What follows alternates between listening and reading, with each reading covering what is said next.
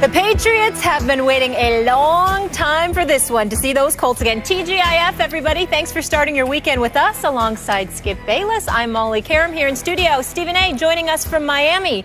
Gentlemen, good morning. Good morning. How y'all doing? How's our man Dwayne Wade doing down there in Miami? That's what I want to know. Well, I'll give you that answer this afternoon. I don't know that as of yet. Oh, you're going to see him today? Oh, I thought it was yesterday. Okay, I got it. But you are going to interview him? I'll see him today. Good. All right. Yes, I am. Onward and upward. All right, we got a lot to get into, fellas. Let's work. Let's roll. Is a rematch of the AFC Championship game, also known as the Deflategate game, where the Patriots beat the Colts 45-7. The Pats are now 4-0, including playoffs against the Colts since Andrew Luck entered the NFL in 2012. Colts owner Jim Irsay says he expects Luck to play on Sunday.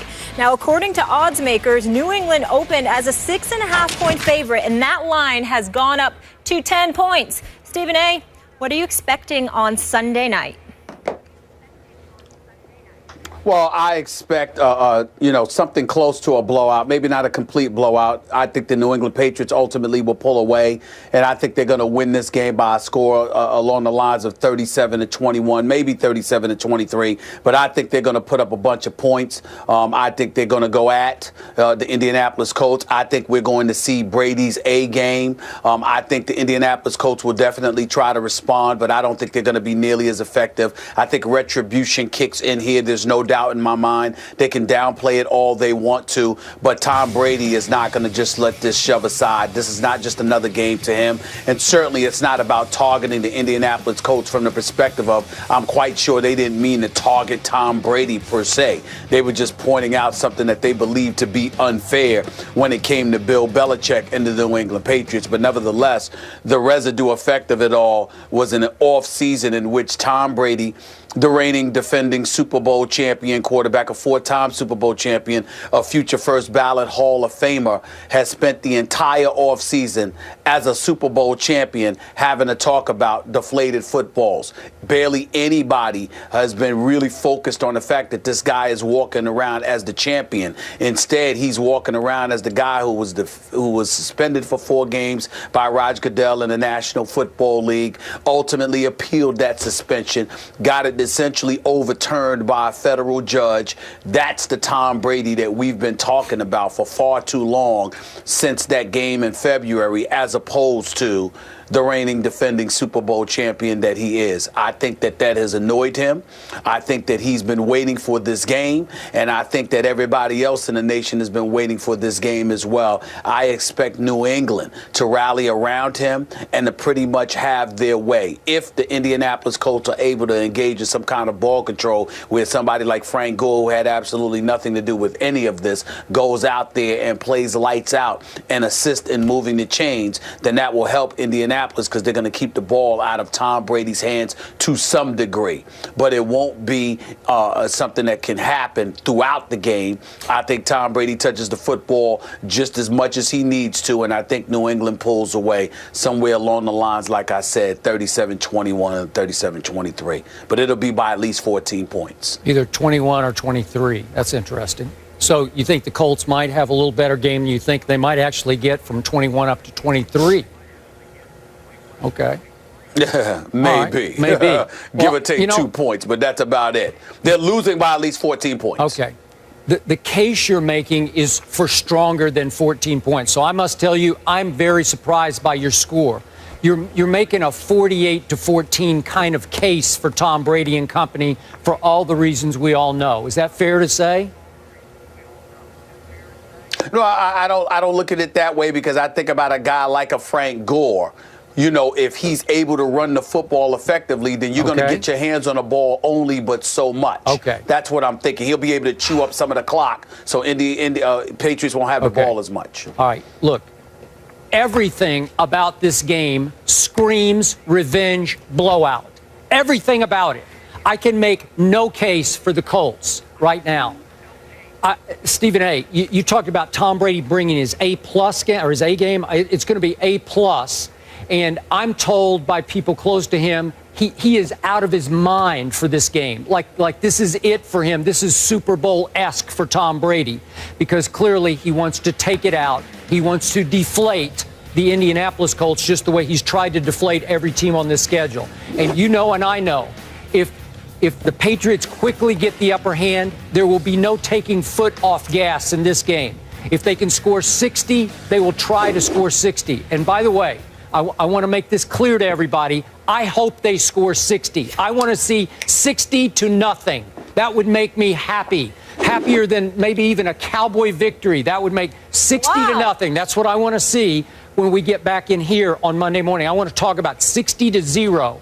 But I don't think I'm going to be talking about 60-0.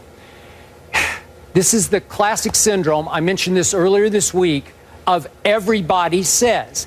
I have heard nobody make any case for the home team. This isn't in Foxborough now. This is the home team that, I remind you, just 1 year ago on Sunday night, or approximately 1 year ago, was a 3.5-point favorite over the same New England Patriots. 3.5-point favorite, and all of a sudden it's, what are we up to now, 10? 10. Okay, now they're 10-point underdogs. So we've had a 13.5-point swing, and yet the Colts went for the throat in the offseason. They broke their golden rule, and they went for older players. They signed an Andre Johnson, and you mentioned a Frank Gore, who, by the way, at Houston the other night started to sort of get it. They started to fit in, feel like they're in rhythm of the offense, and they both had big contributions in the victory over the Texans, albeit with Matt Hasselbeck at quarterback instead of Andrew Luck. But, Stephen A., what a great spot this is for Andrew Luckless, who's been absolutely luckless against Tom Brady. He's lost 4 games to Tom Brady by an average score of 48-17. Are you kidding me? The Andrew Luck, first ballot Hall of Famer, has lost 4 times by an average score, blowout score of 48-17. So all of a sudden, he's got a bum shoulder. They say it's not as bad as we thought. It's not, in need of surgery. I don't even know if he's going to play or not. But if he does, this will be the first game he'll play in his pro career with little to no expectation. Every game, obviously, Andrew Luck has been expected to do a whole lot because he was the first pick in the draft. We get all that. But all of a sudden, nobody will expect anything of an Andrew Luck coming off an injury, missing a couple of games. And I would expect him to do pretty well. I'm with you. I would expect them to be handing off a lot to a Frank Gore who could control the clock a little bit. Would I be shocked if Frank Gore, they've gone 39 straight games, have the Colts without a 100-yard rusher. Would I be shocked if Frank Gore broke that streak? No, I wouldn't be shocked at all. Andrew Luck, he's a talented kid. T.Y. Hilton's a little nicked up. He's been limited in practice, but could Kobe Fleener suddenly get back involved against a New England defense that I consider pretty good but not great? Sure he could. And the Indianapolis Colts, after a while, they're human. They got pride. They've been humiliated. They've been stepped on. They've been obliterated by this team 4 straight times, and it's not just Tom Brady. Do you realize that the New England Patriots in the last 3 games against Indy have rushed for an average of 219 yards a game? Are you kidding me? So there's humiliation. There's pride at stake here because LeGarrette Blount, I'm going back 3 games, had 166 and 4 touchdowns. Then I'm going back to the game in Indy last year. Remember, Jonas Gray came out of nowhere, and he's gone back to nowhere. He had 201 yards rushing. Yeah, 201 and 4 touchdowns. And then LeGarrette Blount in the AFC title game had 148 yards. This is embarrassing. This is humiliating. And I'm just thinking that on pure pride alone, this is a pro football team. It will rise up and play well and hang in this game. Again, I love the Patriots, but we haven't even talked about it all week on this show because nobody really cares outside of Patriot Nation. Tom Brady lost his left tackle at Dallas. Nate Solder. Nate Solder is gone. Tore his biceps tendon. And trust me, I've had it, and it's a long time, long rehab injury. And God bless him, but all of a sudden, there's no way he's coming back for the rest of this year. So Marcus Cannon is their kind of do-it-all sub-lineman who's under a pretty good contract, actually, and he did a nice job in the second half at Dallas. But really, he's your left tackle going into a kind of a grudge match game against a team that has become your playoff rival, even though they haven't stood up to their end of the battle. But my point is, that's a big loss for the Patriots. So I could see them having a little bit of a hard time in this game. You've got 37-21. I'm going to go 10 points fewer. I'm going to go down to 27-21 Patriots. Not picking the Colts. I'm just saying, if I'm a bet man, used to be, not anymore, I would take 10 points, because the golden rule in any NFL game when you're betting is, you give me double digits, especially for a home team, I'm going to take that. I don't care what 2000 style mission Tom Brady's on. It's just too many points to give a visiting team in a National Football League game between two, I'm not saying the Colts are bad. They're pretty good. They've won 3 in a row. So I'm sorry, I don't see 10-point spread. Your thoughts? Well, I just see it. I see it because, we've mentioned the past, like you said, how the Patriots have dominated them. Well, what's the biggest reason why? You're looking at the players. I'm looking at the execution. I'm looking at the difference between Bill Belichick and Chuck Pagano. Mm-hmm. We both like Chuck Pagano. We're incredibly fond of him. Yep. But let's face reality. He's got a lot to prove. Listen, the last 3 years, they went from a wild card game to a divisional playoff game to an AFC championship game, and yet when they started out 0-2, he was on a hot seat. Yep. Now, what kind of sense does that make? Yep. You know why it makes sense, Skip Bayless? Because there are a lot of people who believe the Colts win in spite of him, not because of him. We don't know that to be true, and I'm certainly not here to try to cast any aspersions. I'm just going on what the aficionados say watching the Indianapolis Colts. So when I take that into consideration, although the New England Patriots lost their left tackle, and they're the visiting team, I'm still thinking that it's Coach Bill Belichick against Chuck Pagano. I'm still thinking that it's a highly motivated Tom Brady.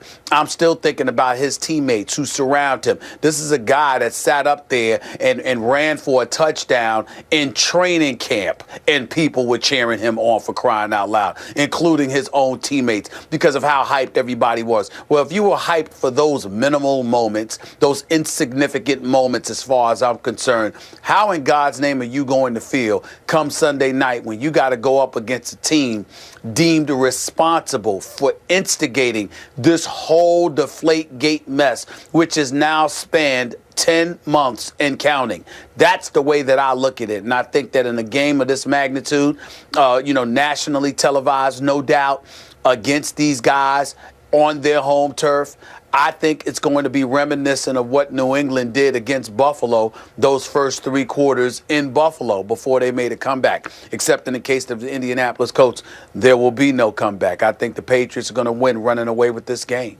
Okay, I hear what you're saying, but I'm going to stand by the everybody says syndrome. When everybody says what you're saying, everybody is saying that. On every show I've turned on, everybody's written this. It's a done deal. It's a wipeout, revenge wipeout. When everybody says it, the opposite almost always happens. So I think it'll be a close game for 3.5 quarters. And again, this is the truth. I'm hoping Andrew Luck plays, because I think, obviously rooting for the Patriots, I would be a little more fearful of Matt Hasselbeck right now in a game of this magnitude, because I think Matt Hasselbeck ridiculous. No, he would game manage this one. He would scare me, because he would go dinks and dunks, lots of handoffs, lots of ball control. He would probably keep them. Look, Andrew Luckless against the Patriots, 6 touchdowns to 10 interceptions. He just makes a lot of mistakes. Maybe this game, with no pressure, no expectation, maybe he'll play big time. But to me, I would fear Hasselbeck right now, because he's won 2 straight games over an Andrew Luck, who's, by the way, of qualifying quarterbacks, in my favorite stat, QBR, he's dead last right now. That's how bad his year has been to date. Well, I got you. Okay, we'll find out. Yes, all eyes will certainly be on Tom Brady. As you mentioned, Nate Solder will not be there, the left tackle. Dion Lewis was limited in practice with an abdominal injury. He's been a bright spot so far in that Pats offense. And he was on the Colts for about a week last year before they picked him up. So he's sort of going back to his old team. So speaking of those classic cases of everybody said syndrome,